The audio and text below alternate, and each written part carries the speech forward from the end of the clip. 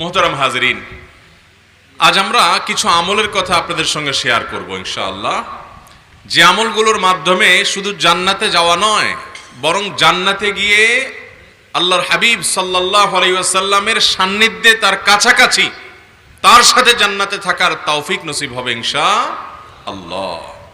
মুহতারাম হাজরিন, এরকম 7টি আমলের কথা কোরআন এবং হাদিসের আলোকে আমরা বলবো ইনশাআল্লাহ। প্রথম আমল হলো নবীজি সাল্লাল্লাহু আলাইহি ওয়াসাল্লামকে প্রাণের চাইতে বেশি ভালোবাসতে হবে এবং তার অনুকরণ অনুসরণ করতে হবে, তার নির্দেশনা মেনে চলতে হবে।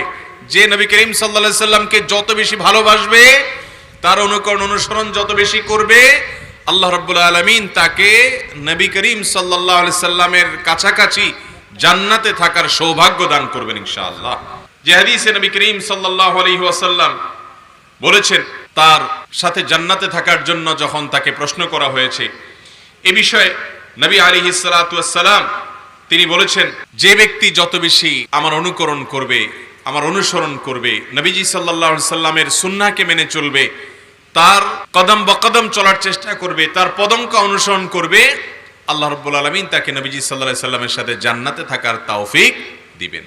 তাহলে ভাইরা আমার, মুরাফাকাতুন নবী সাল্লাল্লাহু আলাইহি সাল্লাম ফিল জান্নাহ, বা নবী করিম সাল্লাল্লাহু আলাইহি সাল্লামের কাছাকাছি জান্নাতে থাকার জন্য অন্যতম এবং প্রধান আমল হলো নবীকে সাল্লাল্লাহু আলাইহি সাল্লামকে ভালোবাসা, আর ভালোবাসার দাবি হলো তার অনুকরণ অনুসরণ করা।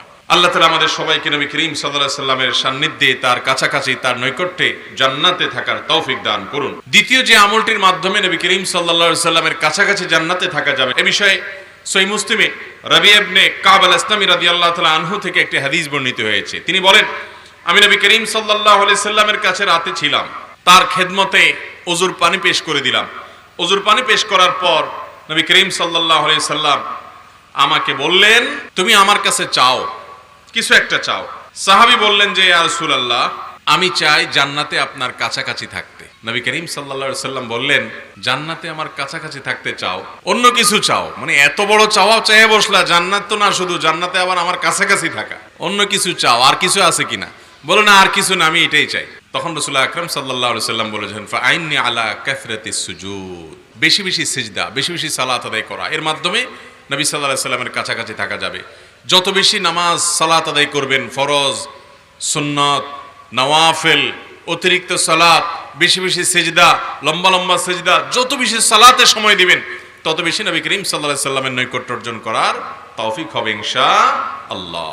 এইজন্য ভাইরা আমার, 5 ওয়াক্ত ফরজ সালাত তো বটেই, সুন্নাত সালাতগুলো, নফল সালাতগুলো, এছাড়াও আরো অতিরিক্ত যত বেশি পারবেন, যখন আল্লাহ তৌফিক দিবে, রাতে দিনে 2 রাকাত করে লম্বা লম্বা রুকু দিয়ে, বেশি বেশি সিজদা দিয়ে, লম্বা লম্বা সিজদা দিয়ে আল্লাহ রাব্বুল আলামিনকে সন্তুষ্ট করার চেষ্টা করব। আল্লাহ আমাদের সবাইকে তৌফিক দান করুন। নাম্বার 3, সুন্দর আচরণ, উত্তম আখলাক। এটা এখন সোনার হরিণ হয়ে গেছে ভাই। আজকাল নামাজ কালাম পড়া মুসলমান পাওয়া যায়, দাড়িওয়ালা মুসলমান পাওয়া যায়, পর্দানসীন মহিলা পাওয়া যায়, রোজাদার মুসলমান পাওয়া যায়, যাকাত দেওয়া মুসলমান পাওয়া যায়, ওয়াজ শোনা, ওয়াজ করা মুসলমান পাওয়া যায়, আলহামদুলিল্লাহ, কম হইলেও পাওয়া যায়। কিন্তু উত্তম আখলাক, সুন্দর আচরণের অধিকারী, ফেরেশতার মতো কোমল হৃদয়ের, কোমল আচরণের মতো মানুষ, সেরকম মুসলমান খুবই কম পাওয়া যায়। আপনি যত আমল করবেন, মিজানের পাল্লা সবচেয়ে ভারী হবে যে আমল ইমানের পর, সেটা কোনটা? বান্দার উত্তম আচরণ, সুন্দর আখলাক। আপনার আমানতদারিতা থাকবে, আপনার বিশ্বস্ততা থাকবে, আপনার সত্যবাদিতা থাকবে, আপনার মধ্যে মিথ্যা থাকবে না, আপনি বাটপারি করবেন না, চিটারি করবেন না, আপনি মানুষকে প্রতারণা করবেন না, 2 নম্বরই করবেন না, ওয়াদার খেলাফ করবেন না, মানুষের সাথে বদমেজাজি করবেন না, অন্যের প্রতি জুলুম করবেন না। এই সবগুলো আখলাকের অন্তর্ভুক্ত। তিরমিজির বর্ণনায় আসছে, নবী করিম সাল্লাল্লাহু আলাইহি সাল্লাম বলেছেন, ইন্না মিন আহাব্বিকুম ইলাইয়া ওয়া আকরাবিকুম মিন্নি মাজলিসান ইয়াউমাল কিয়ামা, কিয়ামতের দিন তোমাদের মধ্যে আমার সবচেয়ে কাছাকাছি থাকবে এবং আমার কাছে সবচেয়ে প্রিয় থাকবে ওই মানুষগুলো যারা আহাসিনুকুম আখলাকা, যাদের আখলাক এবং আচরণ সবচেয়ে সুন্দর হবে। এই মানুষগুলো কিয়ামতের ময়দানে প্রিয় নবী সাল্লাল্লাহু আলাইহি সাল্লামের তত কাছে থাকবে, তার প্রিয় এবং পছন্দের এবং ভালোবাসার মানুষ হতে পারবে। এইজন্য আমাদের আখলাকগুলোকে সুন্দর করার চেষ্টা করব না ইনশাআল্লাহ। আল্লাহ আপনি আমাদের সবাইকে সেই তৌফিক দান করুন। 4 নম্বর আমল হলো দুরুদ পাঠ করা। নবীজির প্রতি কি পাঠ করা ভাই? বেশি বেশি দুরুদ পাঠ করা। তিরমিজির হাদিসে আসছে, নবী করিম সাল্লাল্লাহু আলাইহি সাল্লাম বলেছেন, আওলান নাস বি ইয়াউমাল কিয়ামাহ আকসারুহুম আলাইয়া সালাতা। কিয়ামতের দিন, ভয়াবহতম দিনে লোকদের মধ্যে ওই লোক আমার সবচেয়ে কাছাকাছি থাকবে, আমার সবচেয়ে নিকটে থাকবে, আমার কাছে সবচেয়ে উত্তম মানুষ হবে ওই লোকগুলো যারা দুনিয়াতে বেশি বেশি আমার প্রতি সালাত সালাম পেশ করেছে, নিবেদন করেছে। এজন্য ভাইরা আমার, দুরুদ এমন একটা আমল, এটা যত বেশি করতে পারবো তত বেশি কল্যাণ, দুনিয়ারও কল্যাণ, আখিরাতেরও কল্যাণ। জান্নাতে কিয়ামতের ভয়াবহতম দিনে, যেদিন নবী করিম সাল্লাল্লাহু আলাইহি সাল্লামের কাছে ঘেঁষতে পারা কপালের ব্যাপার হবে ভাই, সেদিন আপনার আমার প্রিয় নবী সাল্লাল্লাহু আলাইহি সাল্লামের প্রিয় পাত্র হতে পারবো, আমরা তার নৈকট্য অর্জন করতে পারবো বেশি বেশি দরুদ পড়ার মাধ্যমে। এজন্য ভাইরা, উঠতে বসতে চলতে ফিরতে অবসর সময় বেশি বেশি দরুদ পড়বো তো ইনশাআল্লাহ। আল্লাহ আমাদের সবাইকে তৌফিক দান করুন। 4 নম্বর আমল গেল। 5 নম্বর আমল হলো ইয়তীমের লালন পালন করা, ইয়তীমের অভিভাবকত্ব করা, ইয়তীমের দায়িত্ব গ্রহণ করা।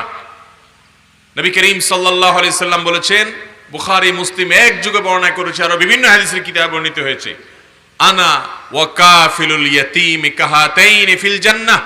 ইয়তীমের যে অভিভাবকত্ব করেছে, ইয়তীমের যে দায়িত্ব গ্রহণ করেছে, এই ইয়তীমের দায়িত্ব গ্রহণ করা মানুষ, ইয়তীমের অভিভাবকত্ব করা মানুষ, ইয়তীমের ক্ষয় খরচ দেওয়ার দায়িত্ব নিছে, যে ইয়তীম বড় হওয়া পর্যন্ত আমি দায়িত্ব নিলাম, এই অভিভাবকত্বের দায়িত্ব নেওয়া মানুষ, নবীজি সাল্লাল্লাহু আলাইহি সাল্লাম বলেছেন, সে আর আমি জান্নাতে এই 2 আঙ্গুলের মতো থাকব। অর্থাৎ এই আঙ্গুল দুইটা যেরকম একটা আরেকটার পাশাপাশি, মাঝখানে আর কিছু নাই, ঠিক একইভাবে জান্নাতে আমার জান্নাতের কাছাকাছি থাকবে এই লোক, যে লোক ইয়তীমের লালন পালন করবে, ইয়তীমের খরচ খরচা বহন করবে, ইয়তীমের দায়িত্ব নেবে। ভাইরা আমার, খুব সহজ একটা কাজ, ইয়তীমের দায়িত্ব গ্রহণ করা খুব সহজ একটা কাজ। আপনার এলাকাতে কে মারা গেছে, ছেলে রেখে, মেয়ে রেখে, বাচ্চা রেখে, আপনি তাদের সাথে যোগাযোগ করে এই বাচ্চার দায়িত্বশীল যিনি থাকেন, তার মা থাকুক, দাদা থাকুক, তাদেরকে জানায় দেন যে আমি আপনাদের বাচ্চাটার দায়িত্বটা নিতে চাই, আপনাদের কাছে আপনাদের বাচ্চা থাকুক, আমি শুধু তার টেক কেয়ার করব, তার খরচ খরচা, তার সব বিষয়গুলো দেখব। আমরা চাইলেই কিন্তু করতে পারি, করবেন তো ইনশাআল্লাহ। আর যদি কোথাও না পারেন, সহজ বুদ্ধি বলে দেই, মাদ্রাসাগুলোতে চলে যাবেন, যে মাদ্রাসাগুলোর মুহতামিম প্রিন্সিপাল সাহেবদেরকে জিজ্ঞাসা করবেন, ভাই আপনার মাদ্রাসায় ইয়তীম বাচ্চা আছে নাকি? দেখবেন বহু ইয়তীম বাচ্চা পড়ে আছে, তাদের খরচ খরচা দেওয়ার মানুষ নাই। বলবেন আমি দেব মাসে 2000, 1500, 2500, 3000 যেটাই লাগে প্রাপ্তবয়স্ক হওয়া পর্যন্ত। শুধু খরচ দেওয়া না, মাঝে মধ্যে মাদ্রাসায় যাবেন, ওই বাচ্চার মাথায় হাত বুলাবেন, নিজের ছেলের মতো একটু বুকে টেনে আদর করবেন। সে বাবার আদর পায় না, তাকে বাবার আদর দিবেন, স্নেহ দিবেন। নিজের ঘরে এনে নিজের ছেলে মেয়েদের সাথে, ছোট ছেলেটাকে, ছোট মেয়েটাকে তাদের সাথে মিশাবেন এবং তাদেরকে নিজের সন্তানের মতো আদর ভালোবাসা দিবেন। বেশি দিন না, মাত্র প্রাপ্তবয়স্ক হওয়া পর্যন্ত, 15 বছর বয়স দেখতে দেখতে চলে যাবে। এই পর্যন্ত যদি এই বাচ্চার দায়িত্ব আপনি নিতে পারেন, জান্নাতে শুধু যাওয়া নয়, বরং নবী করিম সাল্লাল্লাহু আলাইহি সাল্লামের সাথে থাকার সৌভাগ্য হবে ইনশাআল্লাহ। আল্লাহ আমাদেরকে তৌফিক দান করুন। 6 নম্বর আমল হলো কন্যা সন্তান, কন্যা সন্তানকে সুন্দর করে লালন পালন করা। কন্যা সন্তানকে যদি আপনি লালন পালন করেন, 2 জন কমপক্ষে, আল্লাহ কাউকে 2 জন মেয়ে সন্তান দিয়েছেন, কন্যা সন্তান দিয়েছেন, এই মেয়েদেরকে ভালো করে লালন পালন করলেন, শিক্ষা দীক্ষা দিলেন, দ্বীনি তারবিয়ত দিলেন এবং উত্তম পাত্রস্থ করে দিলেন, এ পর্যন্ত আপনি দায়িত্ব পালন করলেন। অথবা কোনো কোনো বর্ণনা আসছে শুধু মেয়ে না, কন্যা না, বোনও যদি হয়, আপনার আল্লাহ 2টা বোন দিয়েছে, আপনি বড় ভাই হিসাবে এই বোনগুলোকে লালন পালন করে, শিক্ষা দিয়ে, তারবিয়ত দিয়ে, ভরণ পোষণ দিয়ে, আদর স্নেহ ভালোবাসা দিয়ে বড় করে উত্তম জায়গায় পাত্রস্থ করে দিলেন। নবী করিম সাল্লাল্লাহু আলাইহি সাল্লাম এই ব্যক্তি সম্পর্কে কি বলেছে জানেন? সহিহ মুসলিমের হাদিসে আসছে, তিনি বলেছেন, মান আলা জারিয়াতাইনি হাত্তা তাবলুগা, যে ব্যক্তি 2টি মেয়েকে লালন পালন করবে বালেগ হওয়া পর্যন্ত, প্রাপ্তবয়স্ক হওয়া পর্যন্ত, যা ইয়াউমাল কিয়ামাতি আনা ওয়া হুয়া, এভাবে নবী যদি আঙ্গুল এক্ষেত্রেও তুলে দেখিয়েছেন, কিয়ামতের ময়দানে সে আসবে, আমি এবং সে এই 2 আঙ্গুলের মতো কাছাকাছি থাকবো। তাহলে কন্যা সন্তান লালন পালন করা, এটাও নবী সাল্লাল্লাহু আলাইহি সাল্লামের সাথে জান্নাতের কাছে